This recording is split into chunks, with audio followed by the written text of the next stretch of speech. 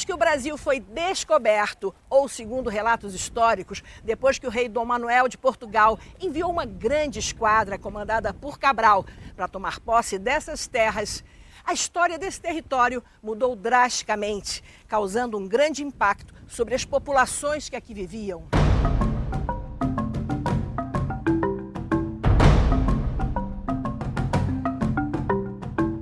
Indígenas das etnias tupiniquins e tupinambás que habitavam o litoral sul da Bahia foram os primeiros grupos contatados pelos europeus.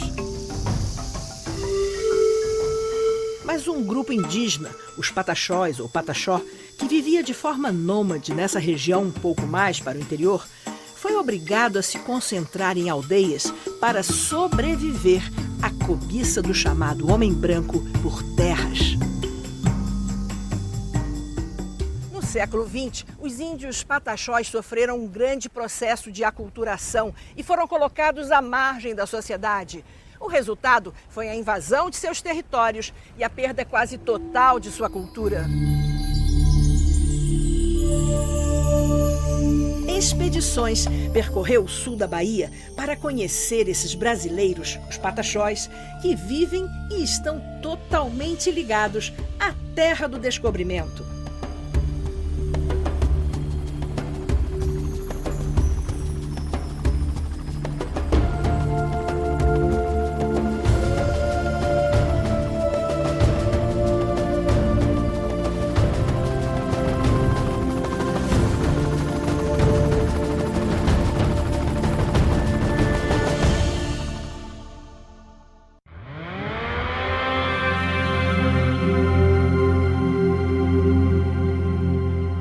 Terra do Descobrimento, sul e extremo sul da Bahia, Brasil.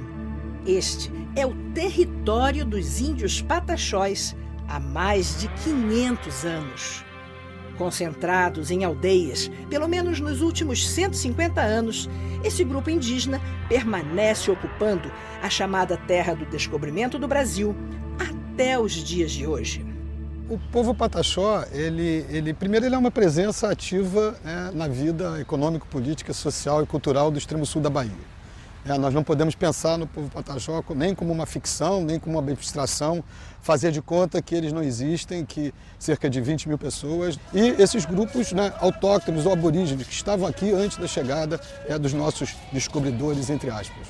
Primeiro que pensarmos a ideia desse etnônimo pataxócas, ou seja, ele é resultado de vários processos de aldeamento de vários grupos indígenas que andavam, sim, perambulando pelo extremo sul da Bahia, inclusive chegando até o norte do estado de Minas Gerais. Os tupinambás, por exemplo. Parte tupinambás, parte amorés, ou seja, hoje o que nós temos como processo nos últimos 150 anos é exatamente o reconhecimento dessa construção, dessa etnia ou desse etnônimo pataxó em toda a região. Atualmente, a população pataxó está estimada em 20 mil pessoas, distribuídas por aldeias, tanto nas faixas de campo e florestas do interior, quanto no litoral dos municípios do extremo sul da Bahia. Os próprios brasileiros não têm ideia da história do povo pataxó. Então eu queria que você falasse, Nayara, como é que foi que aconteceu todo esse processo de aldeamento, de expulsão, enfim, dos seus parentes das terras. Conta pra gente. Então, nós pataxós somos considerados um povo guerreiro, um povo que resistiu massacres, invasões e ainda permanece com sua cultura viva.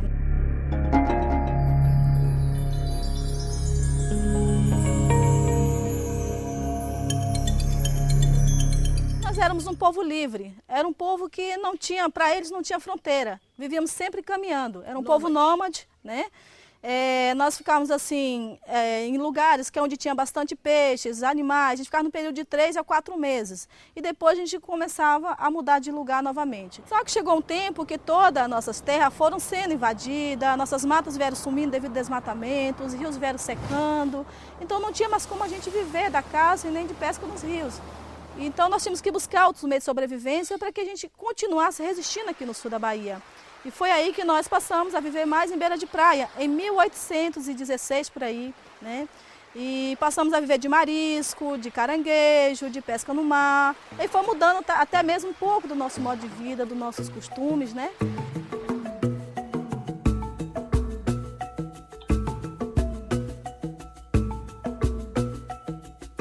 foi em 1861, nós fomos forçados a ser aldeados em uma reserva que fica quase a 150 quilômetros daqui, que é a aldeia Barra Velha, né?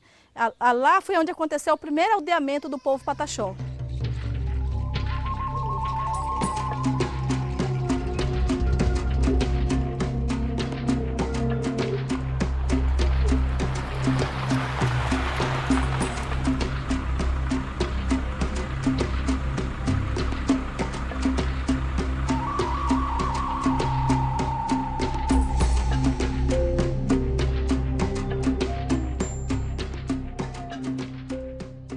Nós não devemos ficar acuados, devemos avançar na nossa luta e lutar pelos nossos direitos, porque senão, se formos depender de outras pessoas, a gente não vai ter nada, né? E nós mesmos que temos que lutar, os nossos indígenas em todo o Brasil, para lutar pelo benefício da demarcação das nossas terras. Que a terra do Brasil, você sabe que era nossa. A gente quer apenas um pedacinho de terra para sobreviver, não queremos o Brasil todo.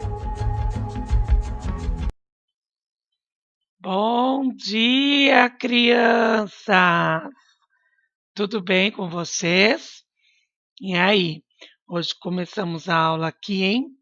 Num formato bem diferente. Gostaram? Lembra que nós estamos falando sobre o descobrimento do Brasil e sobre os índios? Qual é a disciplina que nós estamos estudando? Esse assunto, quem lembra?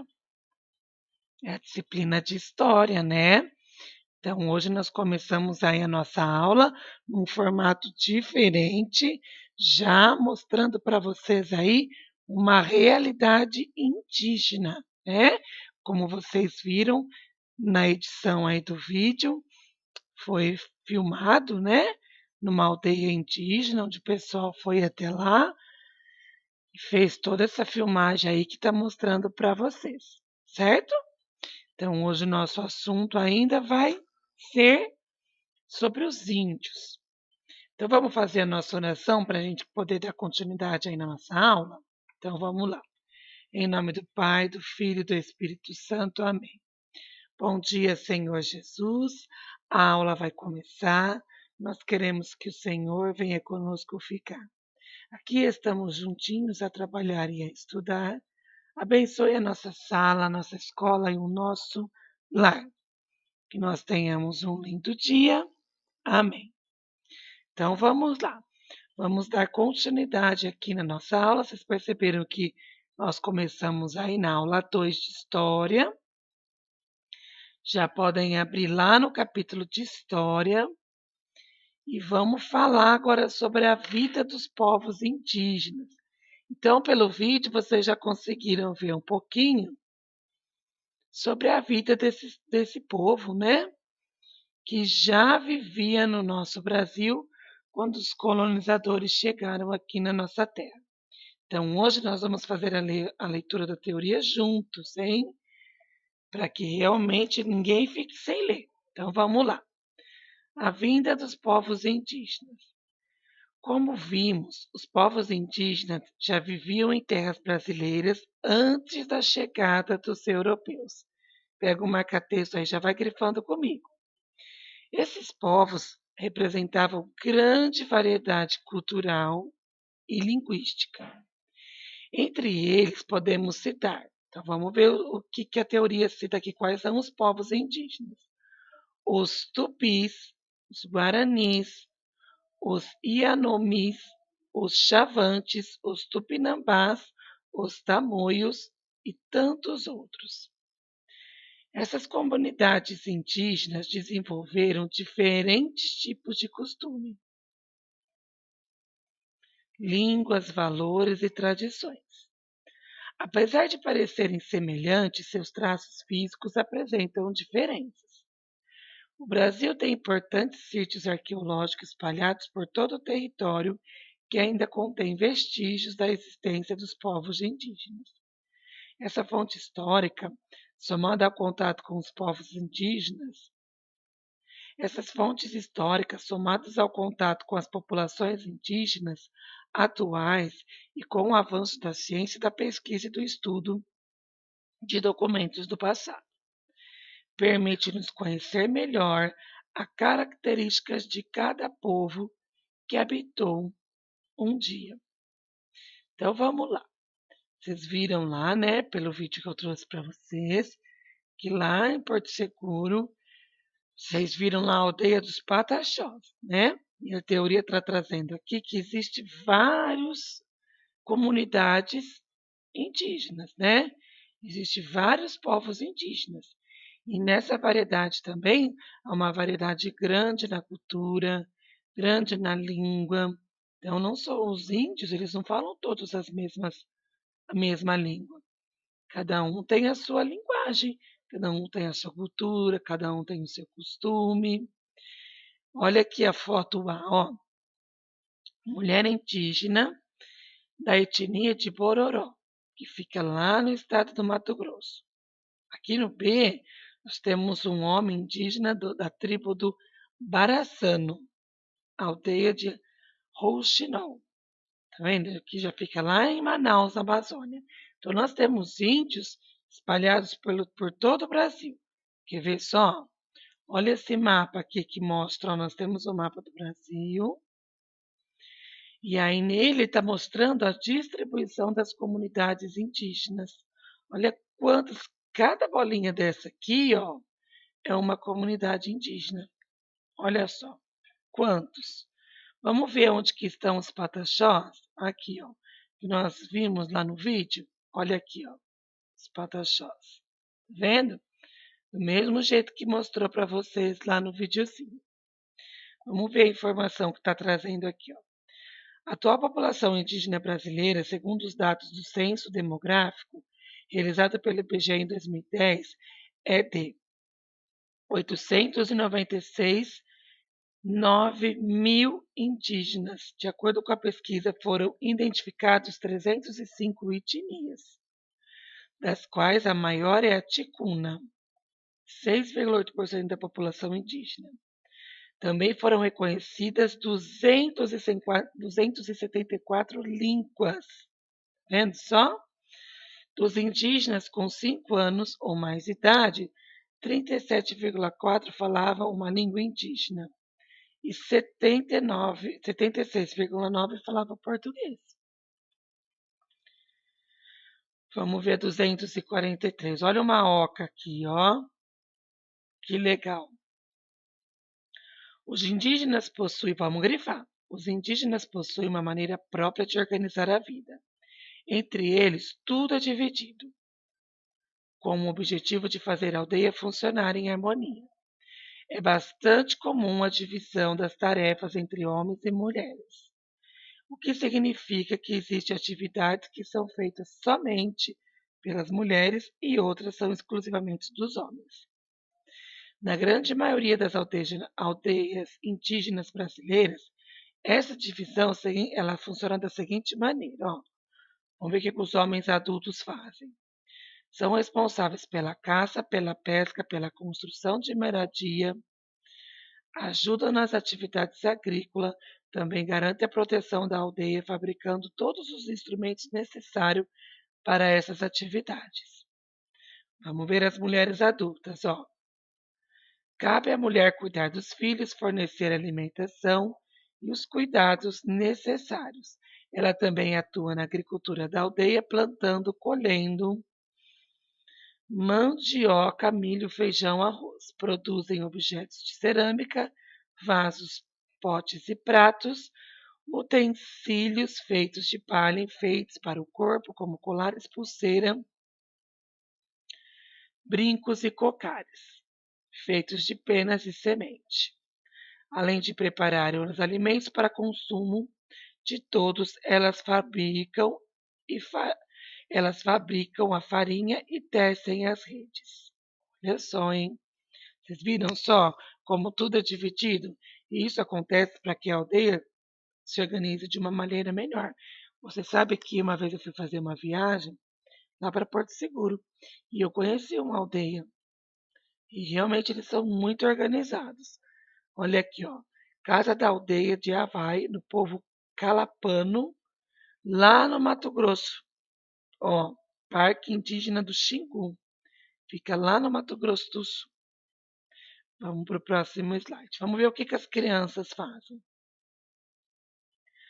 As crianças da maioria das comunidades indígenas, elas aprendem o princípio da união brincando com grupos grandes. As crianças aprendem desde cedo tarefas do dia a dia, por isso é muito comum ver as meninas ajudando a mãe e os meninos acompanhando o pai em seus afazeres. Elas costumam construir objetos iguais aos dos adultos, mas em miniatura. Assim, brincando de imitar os mais velhos, os meninos e as meninas aprendem as atividades que mais tarde ali elas irão desenvolver. Vamos ver. Olha aqui a foto de duas crianças, ó. Que bonitinhos, índiozinhos aqui. Vamos ver o que fala a teoria, ó. Sair pela mata, entrar em contato direto com a natureza e com os animais são tarefas muito importantes para as crianças. O estudo acontece na própria aldeia. Na maioria das vezes, o aprendizado é diferenciado e a caminhada lado a lado com prática, mas há em muitas aldeias escolas indígenas. Então foi o que eu falei para vocês. Quando eu fui nessa aldeia indígena, lá tinha uma escola indígena. Então, que eles ensinando todas as crianças, né? Muito legal, gostei muito de conhecer. E aí, na 245, vocês têm uma atividade para fazer. Número 1. Encontre no diagrama 7 tribos indígenas do Brasil, que são Tupiniquim, Caiopó, Yanomami, Tapuí, Tupi, Carajá, Tapajós. Então, vocês vão procurar essas aldeias aqui no diagrama, tá? Pode marcar com marca-texto. E nós temos um ative a memória aqui também, ó. Os indígenas possuem uma maneira própria de organizar a vida. Há uma divisão de trabalho para o homem e mulher. Coloque M para as atividades de mulher e H para as atividades de homem. Então vamos lá. A. Pescar. Quem que faz? O homem ou a mulher? M ou H? B. Cuidar dos filhos. C. Preparar as refeições. D. Tecer redes. E. Caçar. F. Construir moradias. G. Garantir a proteção das aldeias. Então, quando for uma atividade do homem, você vai pôr H. Se for da mulher, você vai pôr M. 3. O que é correto afirmar sobre a organização das tarefas em uma aldeia indígena? A.